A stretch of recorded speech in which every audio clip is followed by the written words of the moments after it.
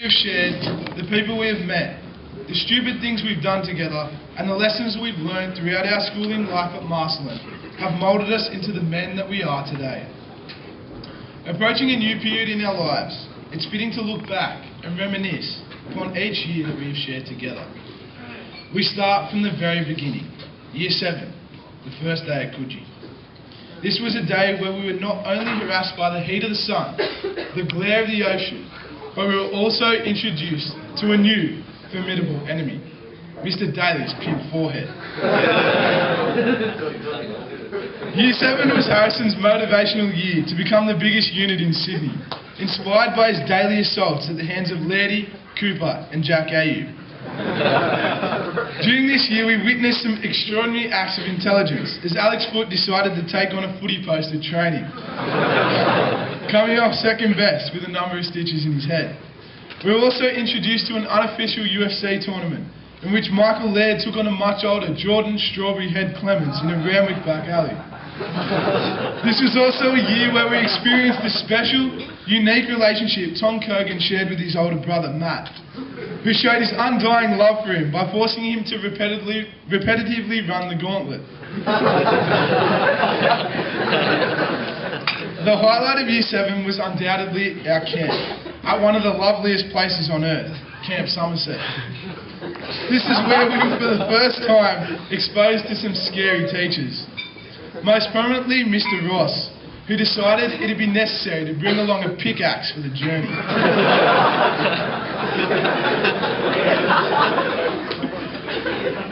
The wombat hole soon became a dreaded enemy, posing a serious obstacle to some of us, especially Zach Montoulis,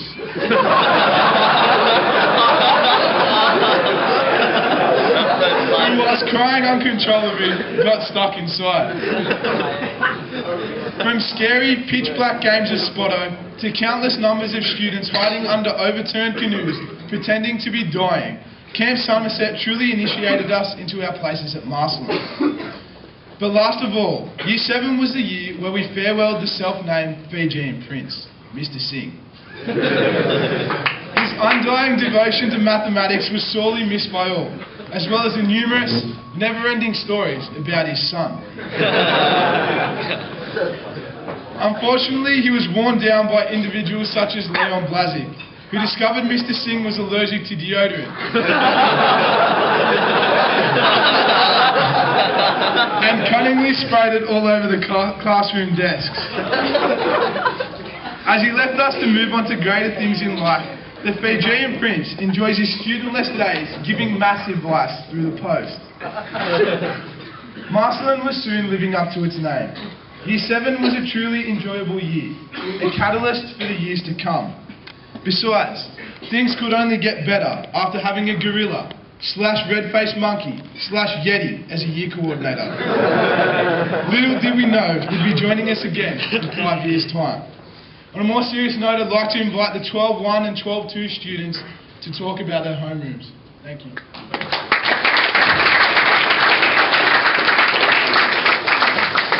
And Leon Blazic have since become some of the greatest criminals that have ever walked the streets.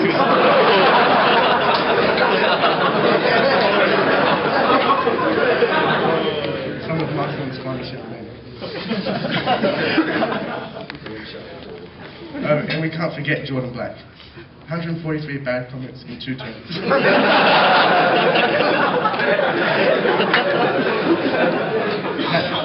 Tagging every toilet in the bathrooms. His budding career as a filmmaker ended when he decided that Mr. Ross will have a leading role in one of his videos.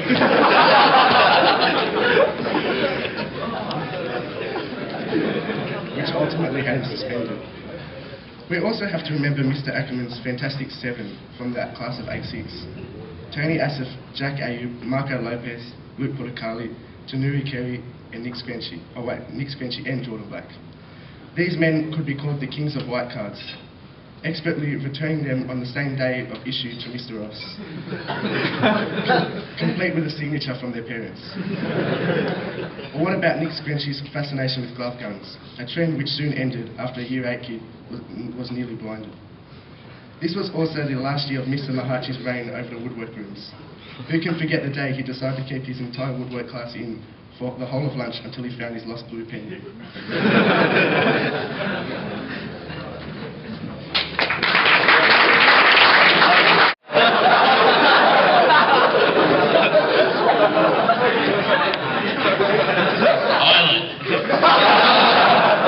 Can you remember that bloke? Bloody hell. Straight out of Nazi teaching school. Many compared him to dictators like Hitler. He was the one-man wrecking machine sent to straighten out our year. He did that. He had Middle Eastern students running all over the school trying to prevent their rat's tails and mullets from being cut off. He was the man who, by the end of the year, had given the whole year group either a detention or suspension. His ultimate achievement, to which he still claims bragging rights, was the day he seized the opportunity to publicly humiliate and leave Hemo petrified. As you can see, Hemo has never forgotten the trauma he experienced that day. His self-esteem will forever be destroyed. Apart from this megalomaniac running the year group, there was also a lot else that occurred during Year 9. Some of the highlights include Mr. Brock's endless arguments with Garlo about a vast array of topics, from jet skis to pies to being a short ass. It never ended. Who can forget the day when Jimmy broke free from being a teacher's pet, when Theo one day pushed him to the limit? Filled with rage, Jimmy left Theo with a broken nose and a trail of blood that ran from room 72 to the toilets. Mr. Eilert got excited.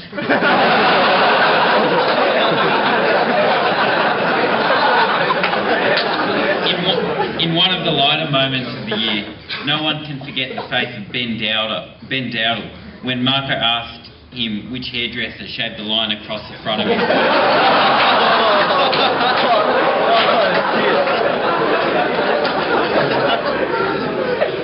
Undoubtedly, the best memories of Year 9 came from camp.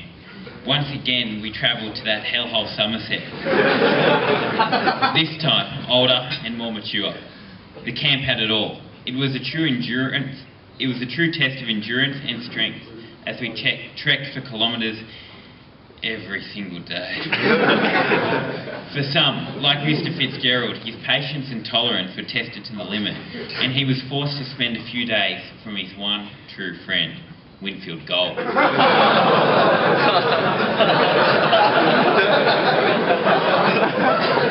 Then we had the incident on the water. The stresses of camp exaggerated the frustration felt by some.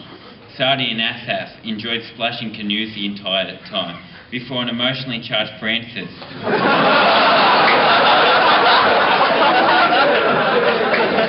turned on the most unlikely of aggressors, Hemo. Isla got excited again. An innocent game of Duck Duck Goose also spurred emotion between Yanni and Nathan Limber.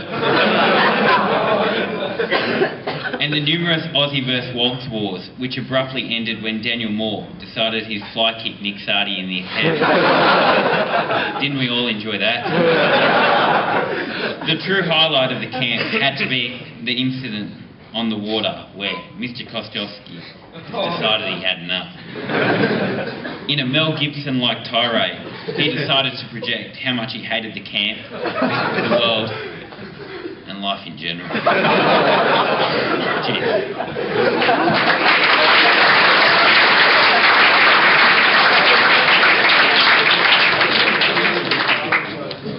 And our people. Knowing that school was compulsory for only one more year, tempted those kids that were leaving to disrupt any lesson and destroy the sanity of every teacher that taught us.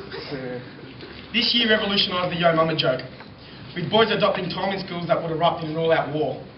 Boys like Julian Rodriguez, Luke Portacali, Callum Johnson, Aldwin Hidijat and Marco Lopez had developed a knack for learning every sister's, mum's and in Tony's case, grandma's name and tried to be admired in the playground. This year also included the extermination of a race in the school. The Waxies that inhabited the corner next to the canteen departed the college that year, diminishing the attendance at the annual surf comp to a lousy 3. The eradication of the junior bra boys influenced our results in the school certificate, as Marsden recorded results above state average. This became the birth of Daggers!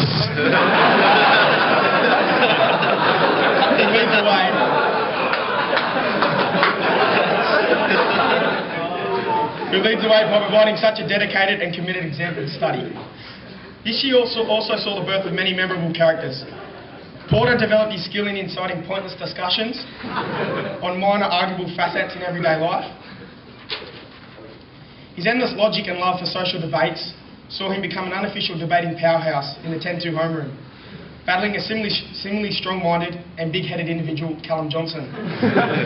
Together, these two held the answer to the universe, or so they professed, leaving us with something we will never forget. Luckily, for 2 Year 10 boys, an altercation that may have had the potential for serious harm had the impression of a harmless game of schoolyard tips. Yanni and Lewis's disagreement could not have been better solved by chasing each other around in circles. Don't worry, Yanni, you got him, bro.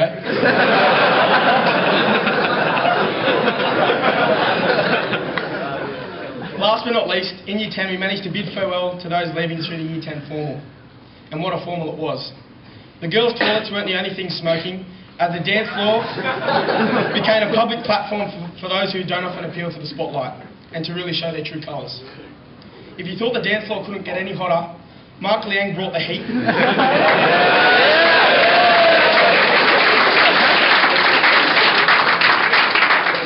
a precise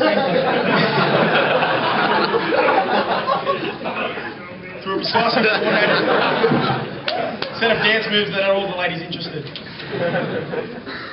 In Year 11, this was a year where the HSE jitters began to hit us. It was a time where we continually had the prospect of HSE drummed into our heads by everyone around us. A few celebrities joined the ranks within the staff. Mr. Chase, who had a striking resemblance of Alan from The Hangover, and Mr. Slutty, whose side he became affectionately loved as Will Ferrell. We were also joined by a walking religious encyclopedia through Mr. Love. His hardcore workouts at the gym provided him a harmonious presence during school hours.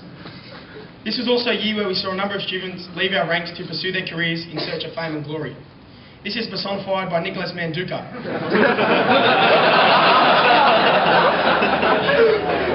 A child who, even though he couldn't make the prestigious Marsden B-grade soccer team, decided he would embark upon a Marco Polo journey across Italy and England in search of a soccer contract. Mi chiamo Nicholas Manduka.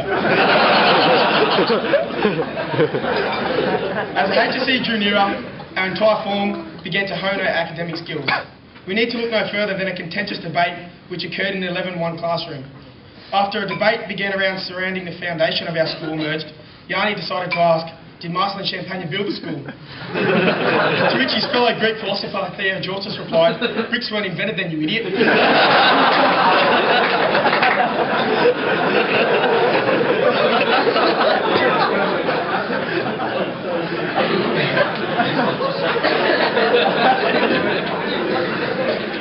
We also farewelled a few of the boys who had luckily survived the reign of Violet a few years earlier.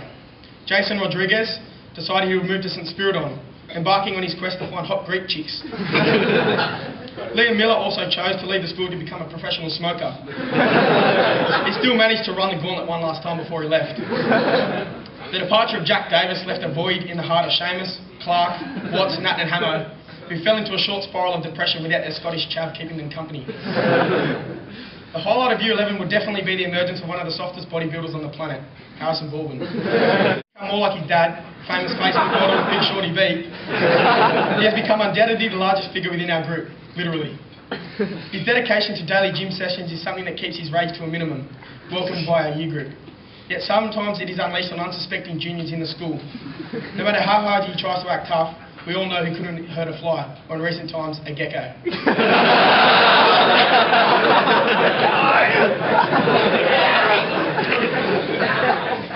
I'd like to call up 12-5 home shit to speak. 2011, Year 12.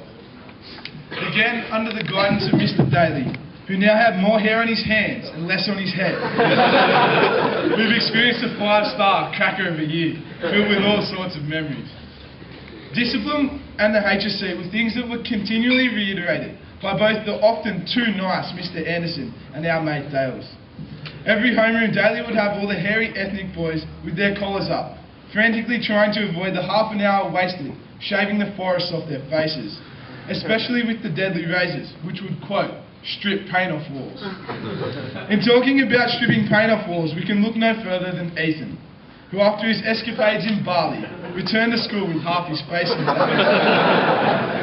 Plastic surgery gone wrong? Who knows? To this day, Ethan still doesn't even know how.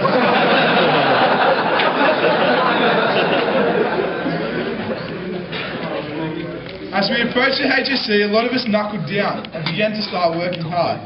This was the first year when Tony Asaf received the first place in Standard English. Once again, Ethan even decided to get on board, who upon the advice of Cameron Black, decided he'd like to get what Cameron led him to believe was a star for good effort. A star that actually turned out to be an asterisk.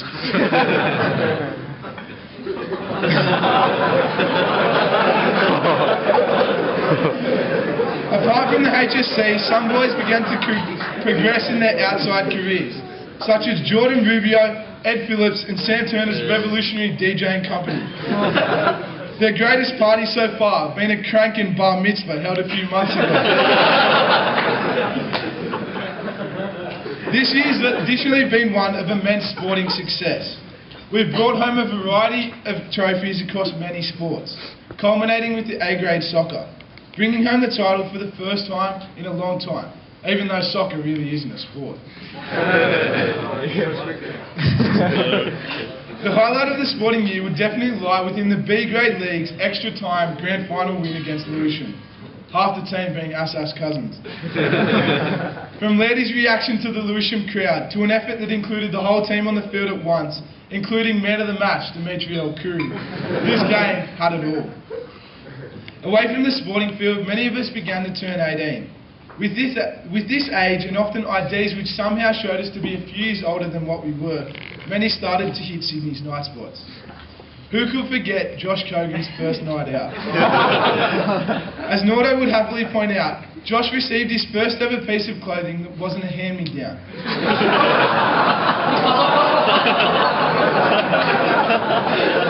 Norm's present, a $20 jacket from Trade Secret. A present Josh managed to break within 24 hours after a very, very expensive night out in the Cross. Dags' birthday brought its own series of antics, but his generosity in providing a grand on the bar tab, in hindsight, was probably not the smartest thing to do. Especially the next morning. You can ask Daggers about that one. This year we've also been blessed with the lasting reminders of some of the best nights out. Pabs became the first victim. Rocking up to school with no eyebrows, only 2 weeks out from graduation. Might need a black texter tonight, bud. Unlike Pabs, James Fasala didn't need any convincing to get a haircut. Being transformed into Gollum, Voldemort, whatever you want to call it. What were you thinking? In a long-lasting feud, comparable to Matt Hall's various Demon Wars, an unequal rivalry between James Del Marmol and Harrison Baldwin proved that Harrison's brawn were no match for Gecko's brains. For the most of the year, Harrison had the upper hand, leaving Gecko asking why.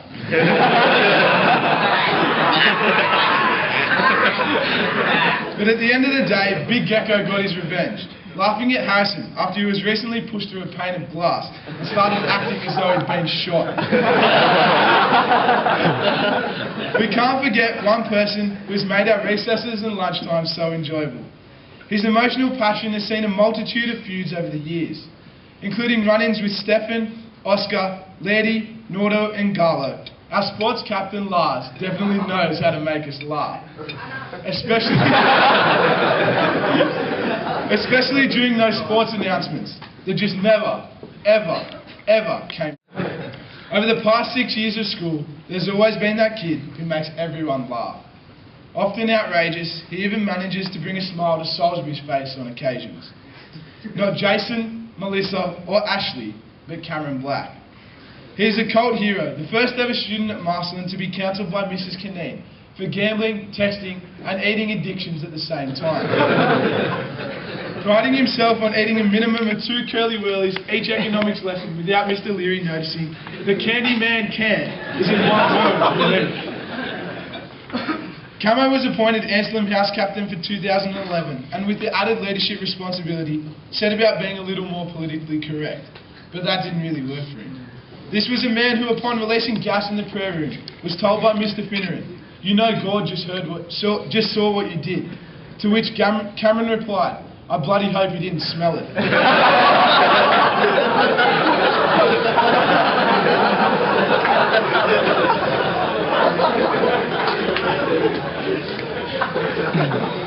Lastly, we can't forget Cameron's immense love for feminism. This culminated in an extension English lesson where Cameron suggested that women shouldn't be able to talk in movies. Objection to Miss Icon. The self-proclaimed most hated man in Bridgetine has definitely given us way too many good memories. Jesus, make it stop. Although it mightn't seem like it, the last 6 years has definitely left us with a lot of good memories. From Cam Hamwood and Shauna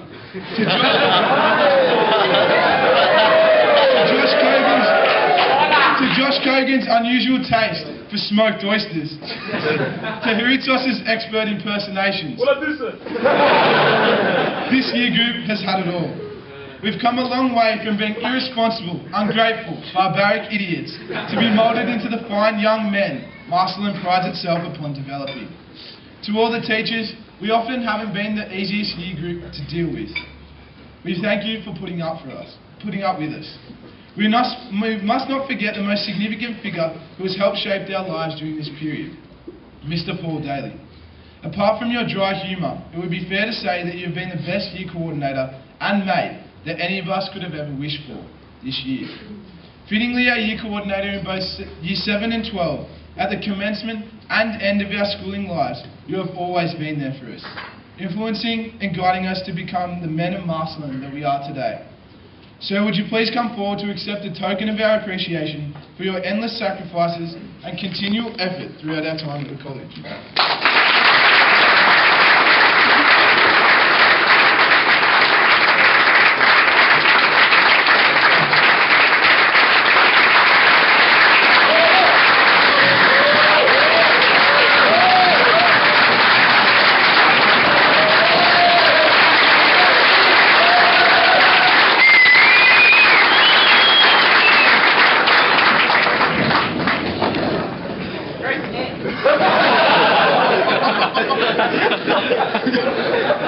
And of course, to the Morris brothers, and especially Brother David. Without your guidance at the helm of the school, we would not be here today. We thank you greatly for your hard work in providing us with a safe and active school environment over the last few years. Brother, please come forward to accept a gesture of our gratitude for your support throughout our schooling life.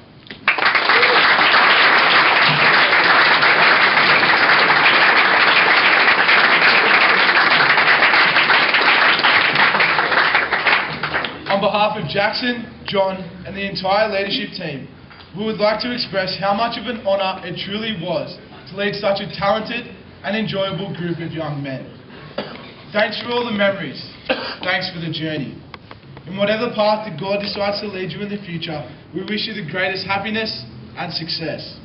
May the bonds we have developed over the last 6 years carry through with us for the rest of our lives. May we always be brothers, united under Morris charism. Eterna non caduca. MCR.